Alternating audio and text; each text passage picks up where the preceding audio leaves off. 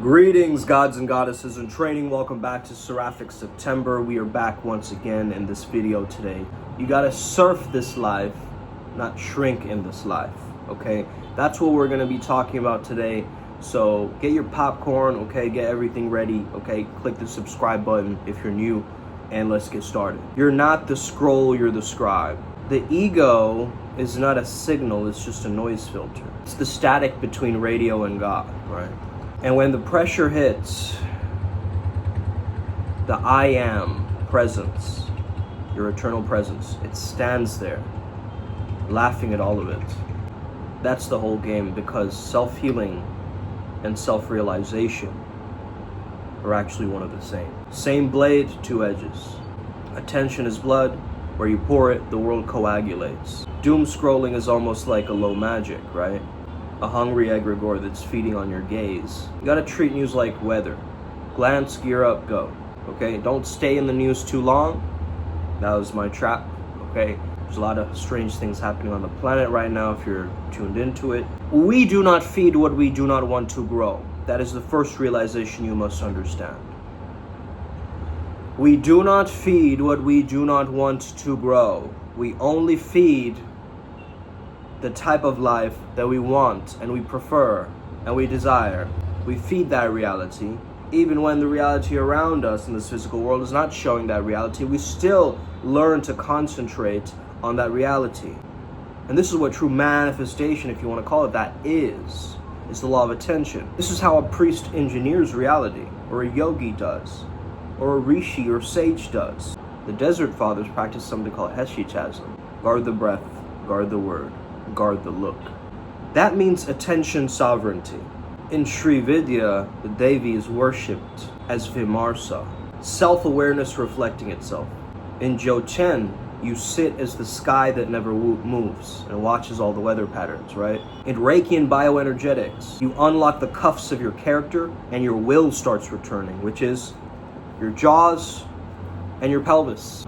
In Dogon cosmology, the Nomo, seated order by sound. But here at Primal Sutra, we seed it by where we put our sight, our attention.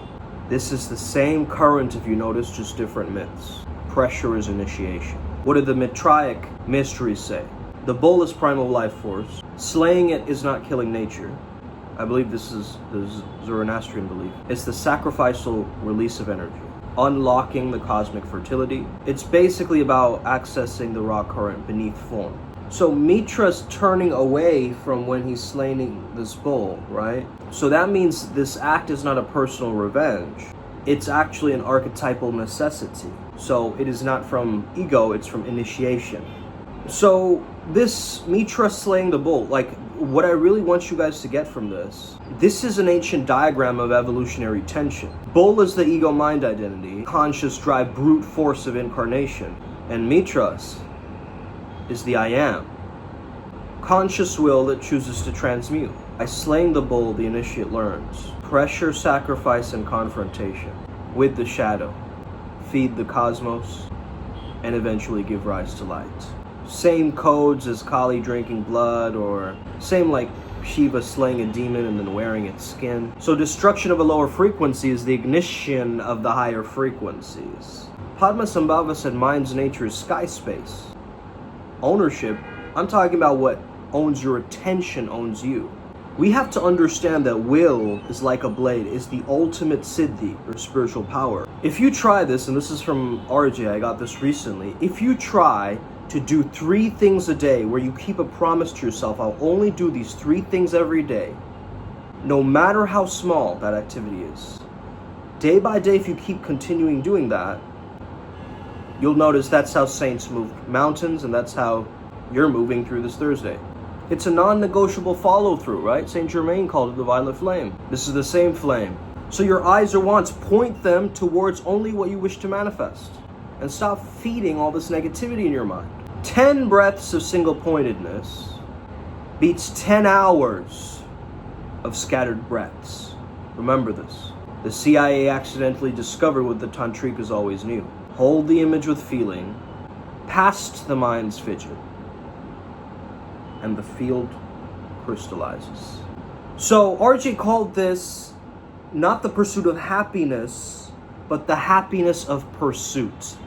And I want you guys to really understand this, because flow is a dragon that hates micromanagers. A lotus doesn't check milestones, right? It just blooms. So this is the energy that I'm talking about. Don't shrink yourself, learn to surf it. When life leans on you, exhale down your spine. Tongue to palate. Perineum lightly engaged. Make your eyes soft. Turn your stress or cortisol into command. Good. This is the old Spondo tech. Universe pulses. Match the pulse, and you surf instead of sink. Seal the body temple. Unclench your jaw. Tongue up. Breathe low.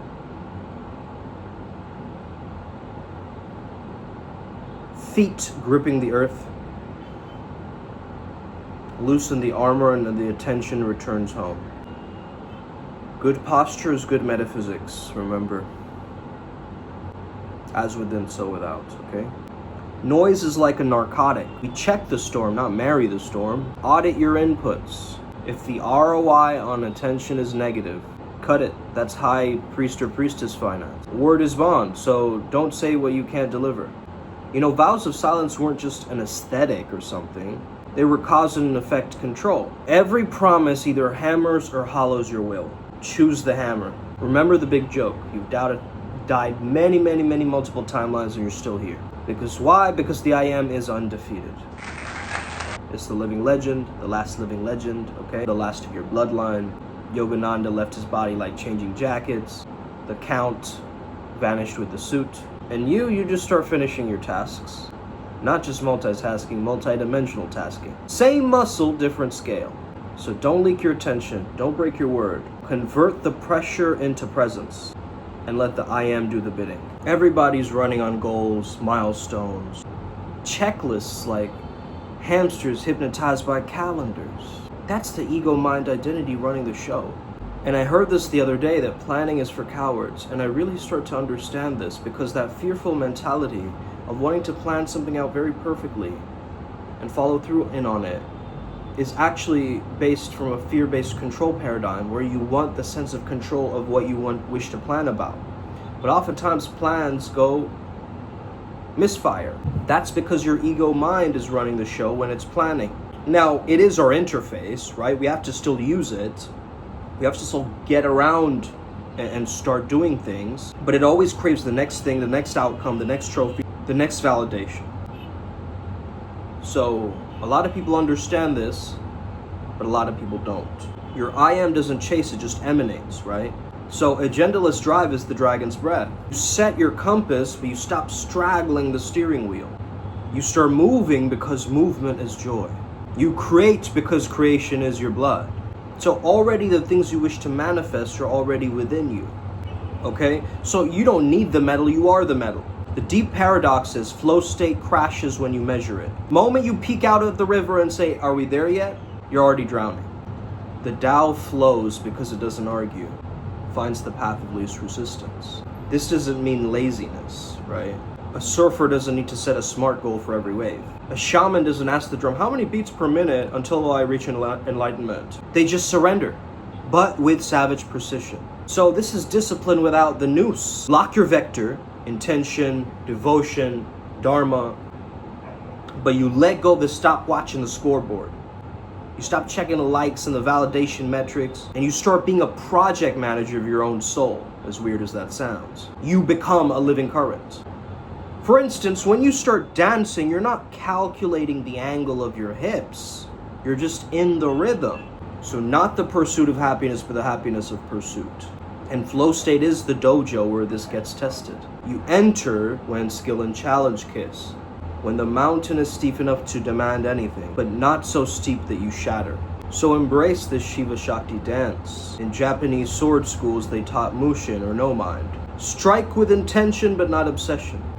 And that's how you cut clear, both through opponent and illusion.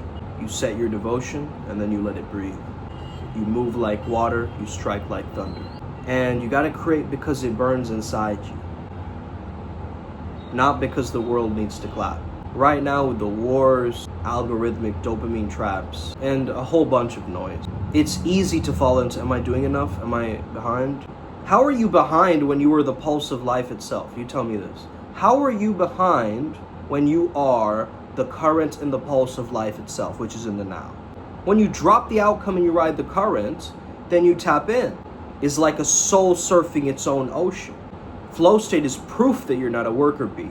You're a storm god in human disguise. When time dissolves, the doer dissolves, and all that remains is the pure creation erupting through you.